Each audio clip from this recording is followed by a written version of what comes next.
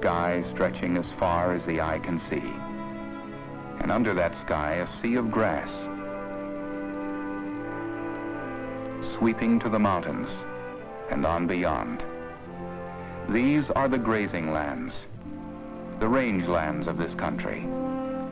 Nearly 900 million acres of them, over a third of the United States, devoted for generations to the raising of livestock.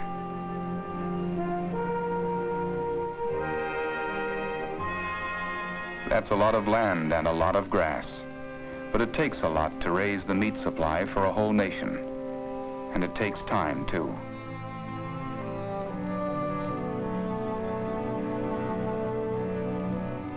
Time for grazing the grass through the warm months, and for eating it as hay down near the ranch buildings when the snow sets in.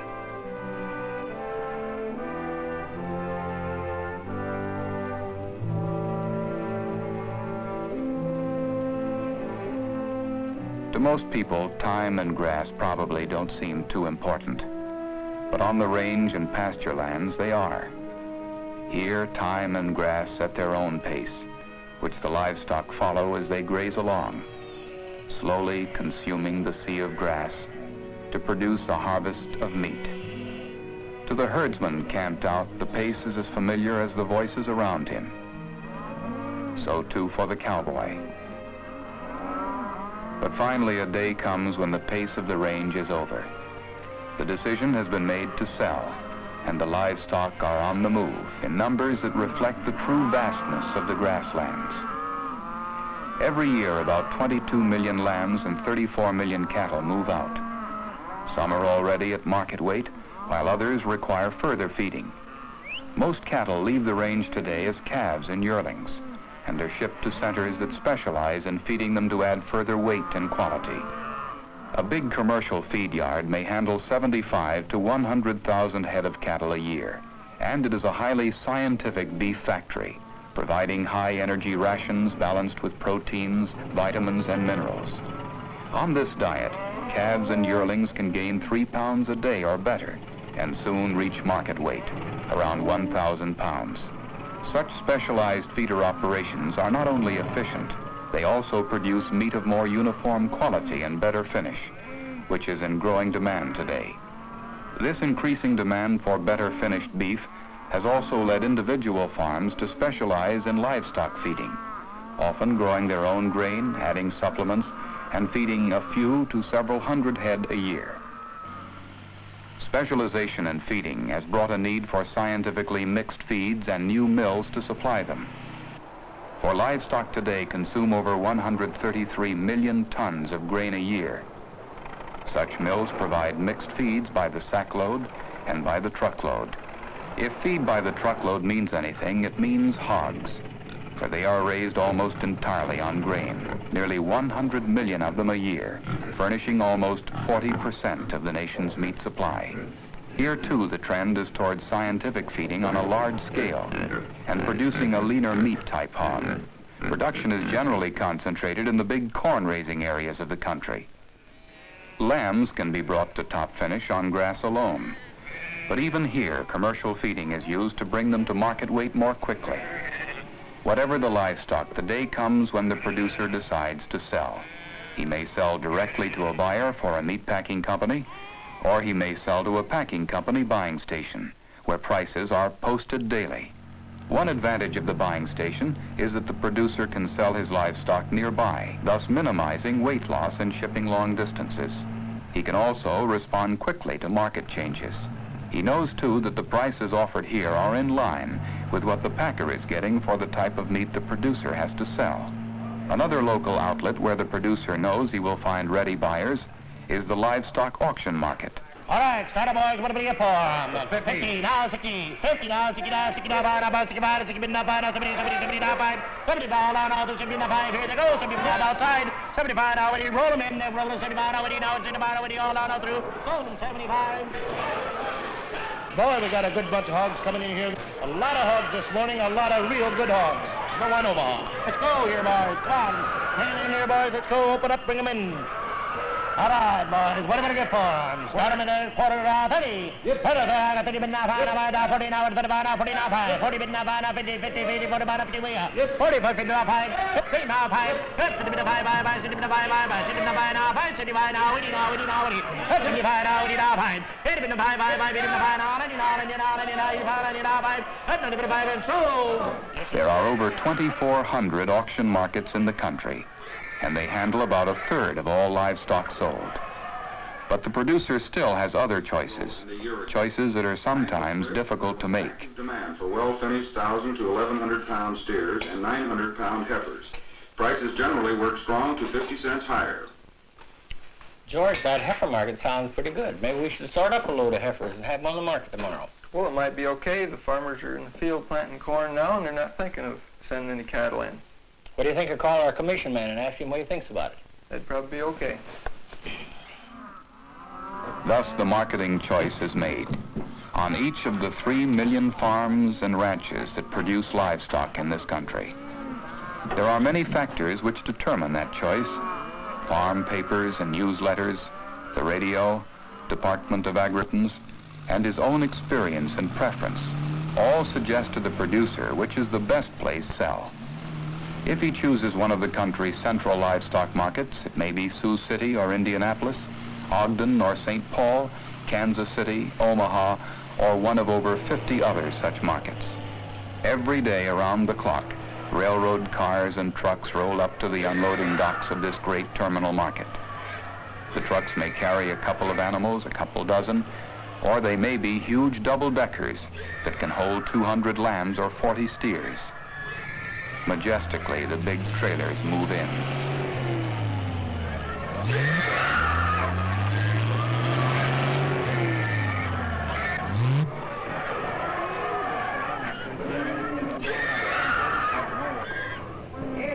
At the docks, each shipment is checked in and counted.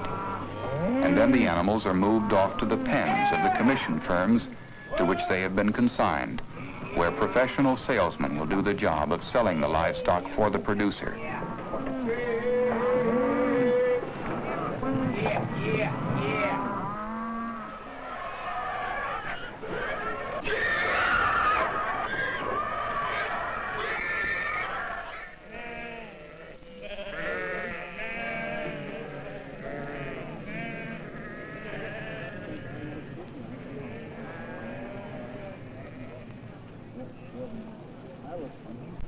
This terminal market is big, the biggest livestock hotel in the world.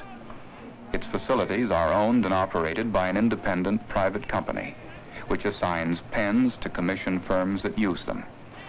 Hundreds of people staff this hotel, attending to the needs of some 18,000 cattle, 12,000 hogs, and several thousand lambs that can be expected to check in on a busy day.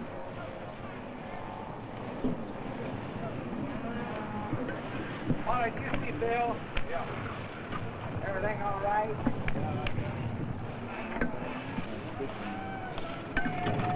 Once livestock reach the pens, the commission firm orders from the terminal the feed they need to put on their best appearance for the day's buyers.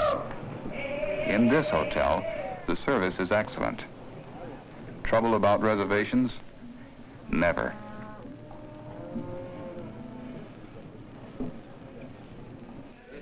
At the Livestock Exchange, information is posted on receipts of livestock and selling prices around the nation.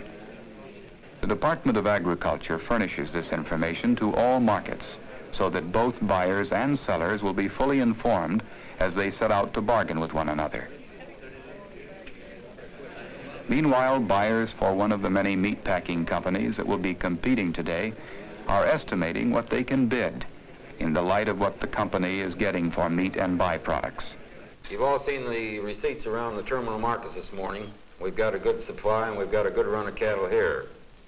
If we can buy cattle in line with our last week's costs, I think when the day is over, we'd ought to own a relatively good number of cattle. Well, now, how about these hotel and restaurant type steers, Newt? We've got a pretty fair supply of them in the receipts today. I realize that, Tommy. However, our costs were out of line on hotel-type cattle at the end of the week, and unless we can bring our costs into line, I think we should be light on that grade.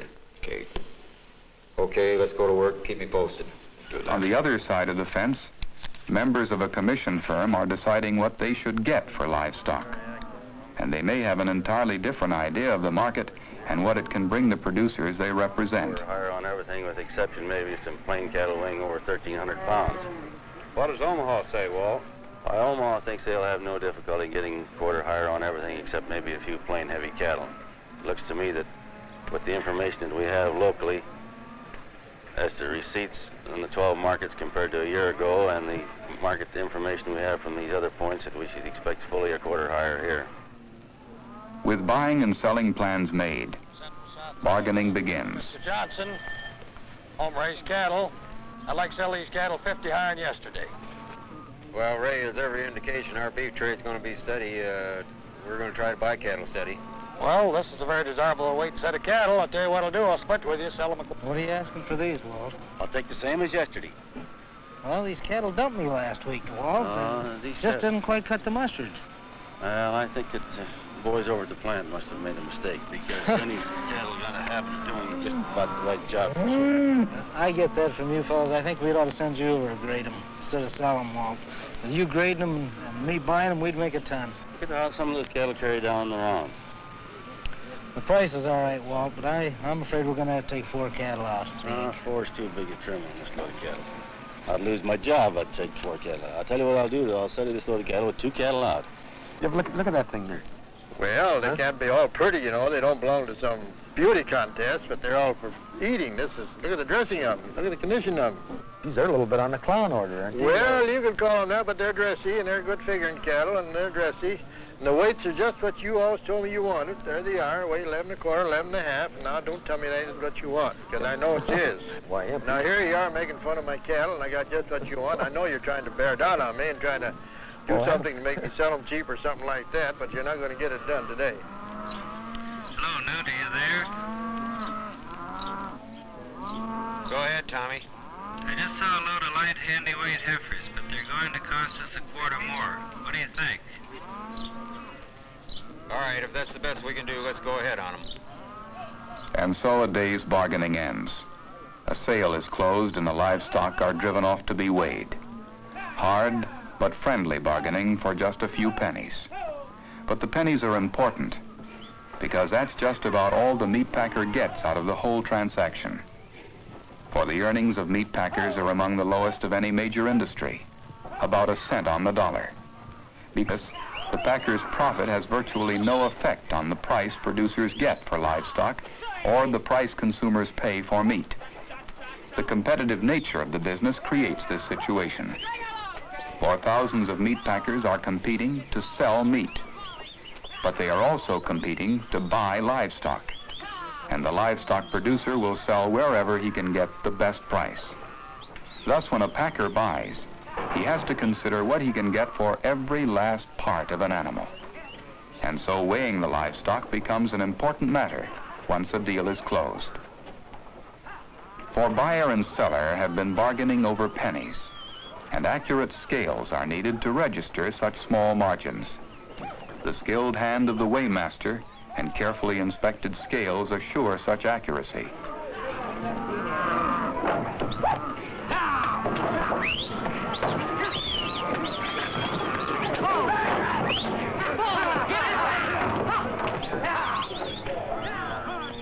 Once the livestock leave the scales, they become finally the property of the buyer and move on to the meat plant. In the meat plant, beef is dressed and hung in the cooler for 12 to 48 hours. Its temperature is gradually reduced to just a few degrees above freezing. Until it reaches a market, the temperature must be maintained there, though the meat will probably travel hundreds of miles before a consumer sees it.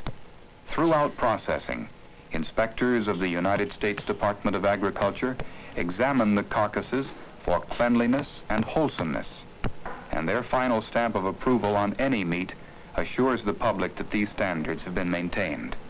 Then the meat is graded for quality, and carcasses that meet the packer's own specifications receive his own brand, applied with a roller stamp. Now the meat is selected and tagged for shipment. Here the final grading takes place, and the carcass is often ribbed between the 12th and 13th ribs so that the meat can be examined for quality, color, and texture.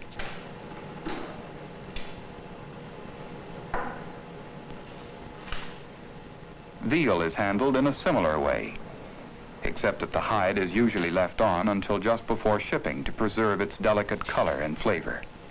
Lamb is left whole, but sometimes shipped in primal cuts. Shipping carcasses in primal cuts is a traditional part of the meat packer's job, but in recent years, with a quarter of the nation's meals consumed away from home, preparing portion cuts has become a part of his business too. Cuts for restaurants and railroads, airlines and steamship companies. Unlike any other meat, pork is sold almost entirely on the basis of cuts, and separating them from the carcass is a highly skilled operation. There are hams, of course, and spare ribs, loins, and bacon. But in all, there are actually over 100 cuts, including chitterlings, pig knuckles, and ham hocks. For of all livestock, hogs have the highest yield in meat and meat products, about 70%, as compared to some 60% for beef and 50% for lamb.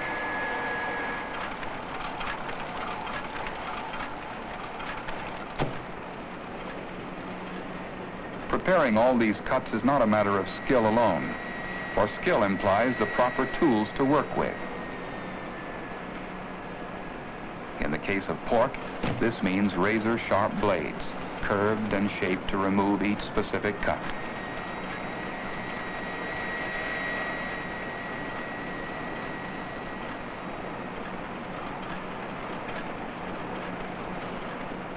It means cleanliness, too, as cut after cut is lifted from the dwindling carcass.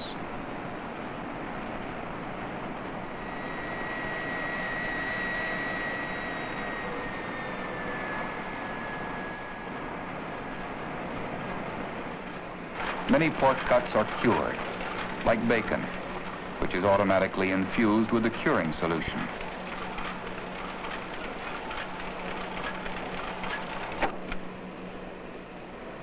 Curing also means smoke, 18 to 24 hours over hardwood fires to bring out the real flavor of bacon, and even longer for hams.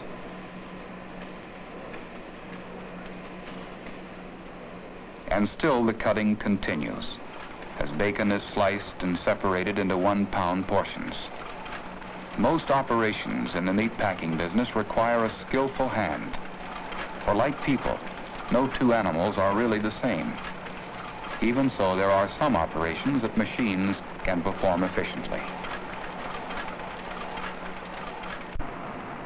Modern machines provide an efficient way to make frankfurters, since we eat them by the yard anyway, over 150 million yards a year, in fact, and this assures uniform packing, weight, and length. Similarly, high-precision machinery in the meatpacking industry yields table-ready meats of uniform quality, and doing this has become an important part of the packer's business, producing smoked meats and prepared meats and sausages of all shapes and sizes. There are canned meats and specialty meats and meat dishes of many kinds, and there are frozen dishes too, in growing numbers, all broadening the market for meat. And just as important are the byproducts of the meat industry. Here, research has discovered a wide variety of useful products that give added value to livestock. Lard and shortening find their way into bread, cakes, and pastries. And animal oils are the basis of many cosmetics. Hides are carefully saved and sold to tanners. And animal fats find use in soaps and detergents. Animal fibers string musical instruments and provide ever-changing adornment in the changeless form of wool, which always looks good in the light of tallow candles. Still other byproducts form the basis of many industrial products, like adhesives that find increasing use in laminated structures. More far-reaching still are the medical aids which byproducts provide. But the packer's basic business is meat, Buying livestock all across the country and processing it is a big job, but that job is easy compared to moving the meat and selling it. This is where the race with time begins, and where the tempo really picks up. For perishability sets the pace in this industry, and from this point on, the meat must be sold and delivered within a few days. Getting the right quality and weights and types to meet specific demands of thousands of wholesale and retail outlets all over the country quickly is one of the great tasks of this industry. A refrigerator car is closed, and the car slowly moves off along a spur to become part of a mainline train. But where is it headed for, and who wants what it's got? A truck pulls out from a packing plant with 15 tons of meat, but who wants it? A salesman somewhere knows the answer. Every week, over 15,000 refrigerator cars and trucks move meat from packers to consumers.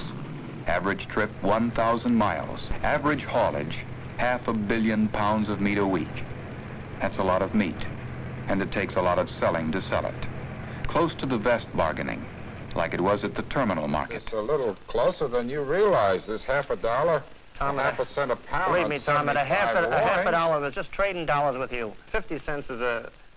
Well, I'm trying to get... A lot of sales are made right out of the cooler. But in this fast-moving business, the telephone is often quicker for buyer and salesman. Well, after all, I mean, all you're giving me is what? All I'm trying to do is get an order for a carload of meat. Well, I sure don't like the sound of your market. We have a lot of meat to move. All right, I'll put it in. I don't think it'll do any business, but we'll quote it anyhow. Who knows? And feel that making shipment of this type only detrimental to our business. Stop. I think we're going to have to be a little lower than we've been. All right.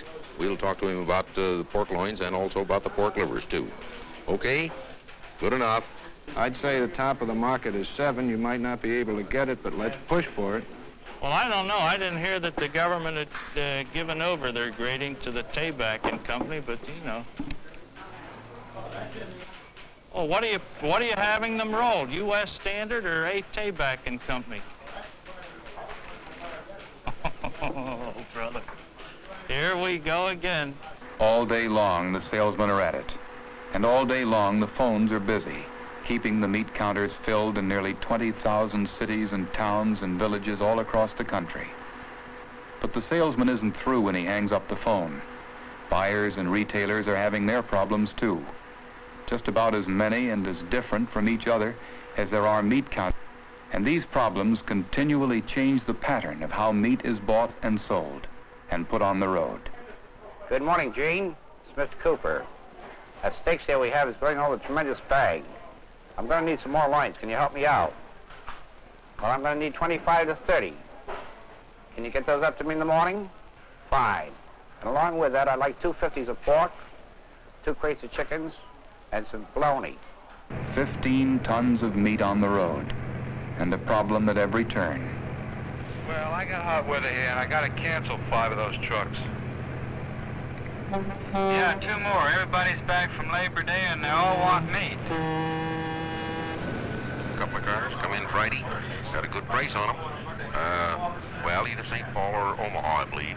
And they may have one at NS Yards. Listen, Chris, we've got a big strike on the south side, and the market's off. Can you cancel those 3 refrigerator cars and reroute those others to our north side stores? Catch up with them where? Oh, fine. But I've got to have an extra 10 boxes of ribs this week. The barbecue season has really hit. Joe, we just can't use any more lamb in Miami. The tourist season's just about over down here. So it goes.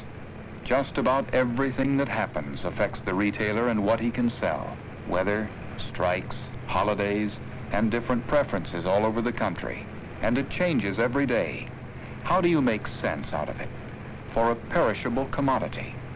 How do you make quick sense out of it for distribution? Quick communication is part of the answer. Reflecting immediately the changing demands and needs and expectations across the nation. Quick calculation is another part. As these needs are processed and translated into specific shipping requirements for each packing plant. What it should ship, and where, and how, and when. And so the routes of thousands of refrigerator cars and trucks make sense as they head out cross-country toward the consumer. But still, the problems are not all solved. I know it's not there yet as I wired your warehouse. That flash flood near Yuma required rerouting. It'll be there first thing in the morning. Teletype to Pittsburgh.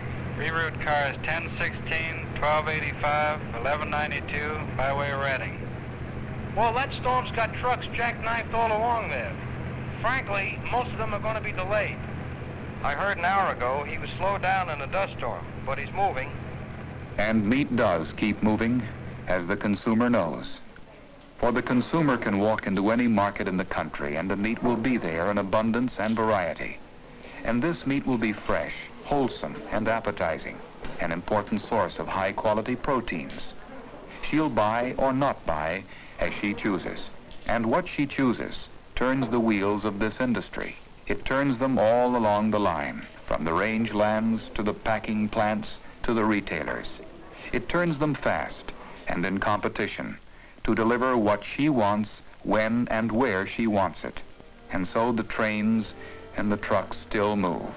It's only a matter of time and highways. In a way, it's like the way it was on the range. Time and grass and a tempo of the two. But now the pace is fast.